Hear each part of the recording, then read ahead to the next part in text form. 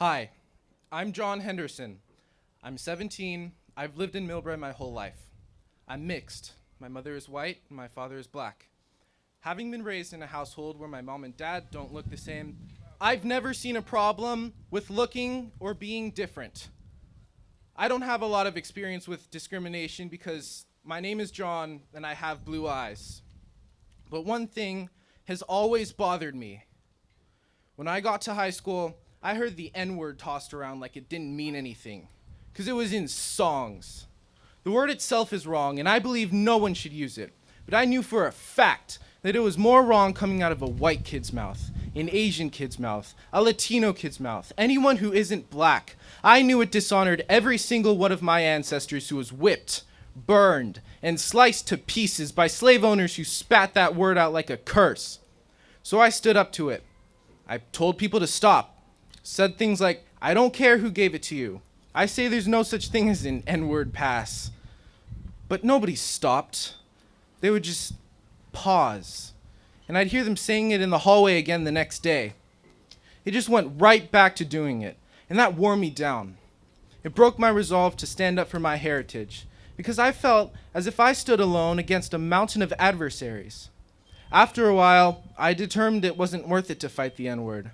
I let myself accept the hate in that single word under the excuse that high schoolers are ignorant and I can't stop them from saying hurtful things.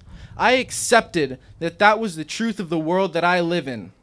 And I was wrong for accepting that. Even though I couldn't stop them, I should have kept trying, because if I, a person with black heritage, didn't fight, then no one would. The death of George Floyd taught me that I can't trust the people that are supposed to uphold the law. I can't trust people to do what's right. I can't trust law enforcement to stand up for what's right. The only person I can trust to do what's right is myself. The only person you, all of you can trust to do what's right is yourself. No one else is going to do it for us. A world where some people can say the N-word without guilt is the world we live in. But it's not the world I want to live in. And if you support this movement, it's not the world you should want to live in either. I want to live in a world where black people aren't crushed and killed under the knee of the law, where we're not passed up for jobs because of our names, where we are truly equal. This is Martin Luther King's dream. He once said, "In the end, we remember not the words of our enemies, but the silence of our friends." We have to be the people in the world we want to live in, not the one we live in now. Be active. When you hear the N-word out of someone's ignorant mouth, tell them not to say it. Be active. You see a black man walking in your neighborhood, don't call the cops. And if you see him pinned down by cops, demand to know what is going on as a citizen and see to it that they are making lawful choices. Be active.